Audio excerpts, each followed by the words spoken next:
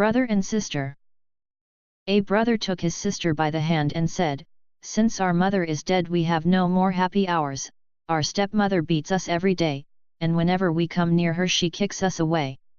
She gives us hard crusts and nasty scraps to eat, and the dog under the table fares better than we do, for he does sometimes get a nice bit thrown to him. It would break our mother's heart if she knew it. Come, we will go out into the wide world together." They went along the whole day through meadows, over rocks and stones, and when it rained the little sister said, "Heaven and our hearts are crying together." In the evening they came to a great wood, and were so worn out with grief, hunger and weariness, that they sat down in a hollow tree and went to sleep. The next morning, when they awoke, the sun was already high in the heavens, and shone down very hot on the tree. Upon which said the brother, "Sister, I am thirsty, I would go and have a drink if I knew where there was a spring, I think I can hear one trickling." He got up, took his sister by the hand, and they went to look for the spring. The wicked stepmother, however, who was a witch, and well knew how the children had run away, had crept after them secretly, in the way witches do, and had bewitched all the springs in the wood. When they had found a spring that was dancing brightly over the stones, the brother stooped down to drink, but his sister heard a voice in its murmur, which said, "Whoever drinks of me will become a tiger." Eagerly the little sister cried, "I pray thee, brother, do not drink, lest thou become a wild beast and tear me to pieces." The brother did not drink, although he was so thirsty, but said, "I will wait for the next spring."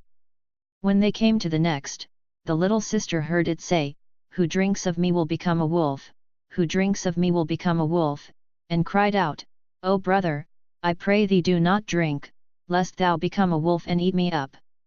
The brother did not drink, but said, "I will wait till I come to the next spring, but then I must drink, say what you will, for my thirst is getting unbearable."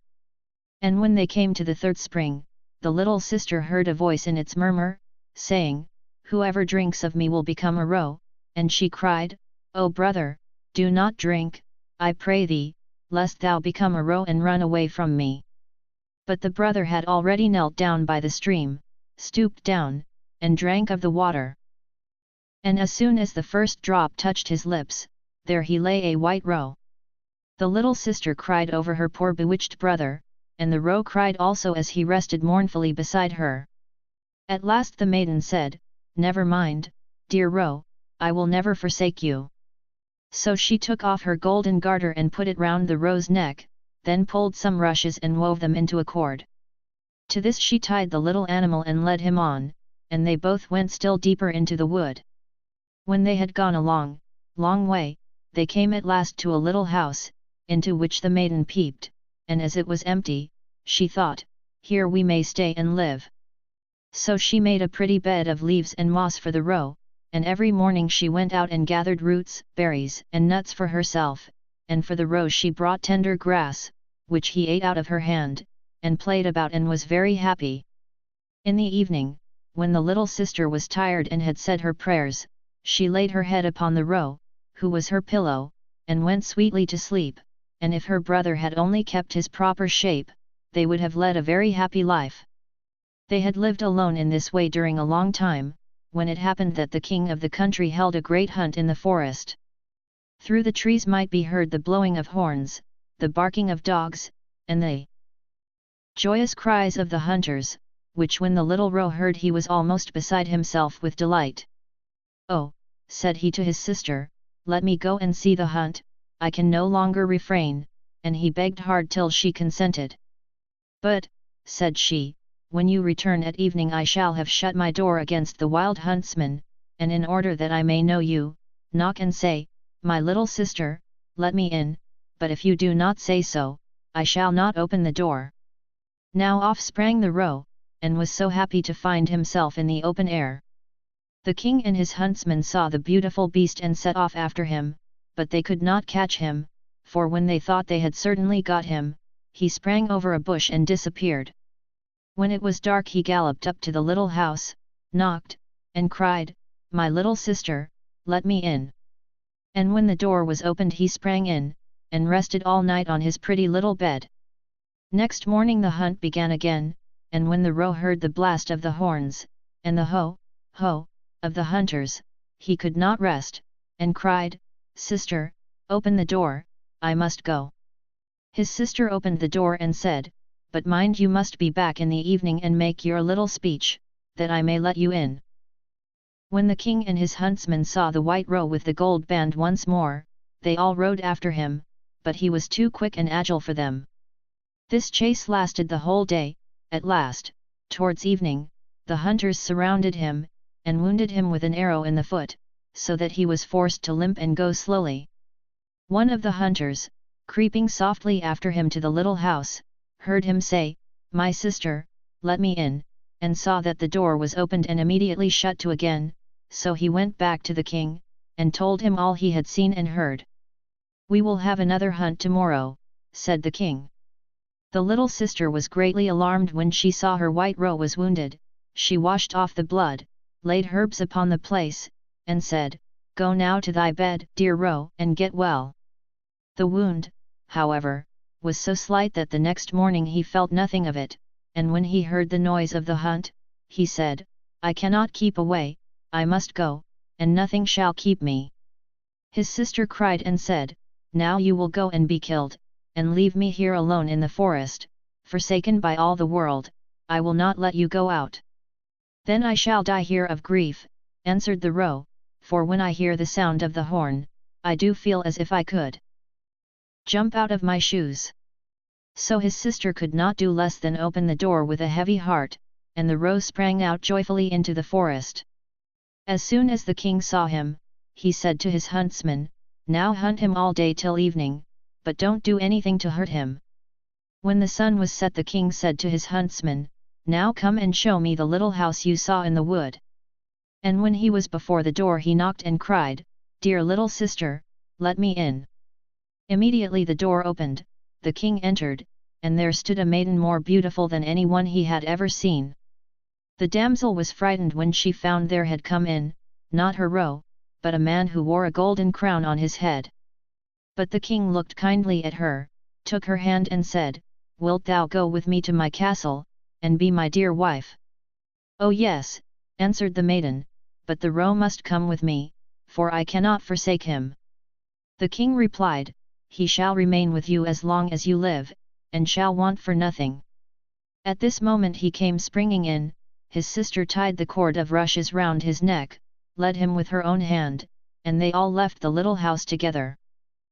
The king took the beautiful maiden on his own horse and conducted her to his castle, where the marriage was celebrated with great pomp. She was now queen, and they lived a long time very happily together, while the roe was petted and taken care of, and played all day about the palace garden. But the wicked stepmother, on whose account these children had been driven into the wide world, thought nothing less than that the little sister had been torn to pieces by wild beasts in the forest, and that the brother, in the shape of a roe, had been killed by the hunters. When she now heard they were so happy, and that everything went well with them, envy and spite raged in her heart and gave her no rest, and her only thought was how she could do some mischief to them both. Her own daughter, who was as ugly as the night and had only one eye, was continually reproaching her, and saying, "It is I who ought to have been made queen." "Never mind," said the old witch to console her, "when the time comes I will manage it." By and by the queen gave birth to a beautiful little boy, and the king being away at the hunt, the old witch took upon herself the form of the lady-in-waiting, entered the room where the queen lay, and said to her, "Come, the bath is ready, which will do you good and give you new strength, make haste before it gets cold." Her daughter was also at hand, and they carried the poor weak queen between them into the bathroom, and laid her in the bath, then they shut the door and ran away. But under the bath they had first lighted a great furnace fire, so that the beautiful young queen could not save herself from being scorched alive. When that was done the old witch took her own daughter, put a cap on her, and laid her on the bed in the queen's room. She changed her also into the shape of the young queen, all except her one eye, and she could not give her another.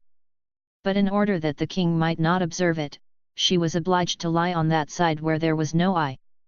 In the evening, when he was come home, and heard that he had a little son, he was very much delighted, and wished to visit his dear wife and see how she was getting on which the old woman cried out in a great hurry, "As you value your life, don't touch the curtain, the queen must not see the light, and must be left quite quiet." So the king went away, and never found out that it was a false queen in the bed. But when it was midnight, and all the world was asleep, the nurse who was sitting beside the cradle, and who was the only person awake, saw the door open and the true queen come in. She took the baby out of the cradle, laid it in her arms, and nursed it tenderly. She then shook up the pillows, laid it down again, and covered it with the counterpane.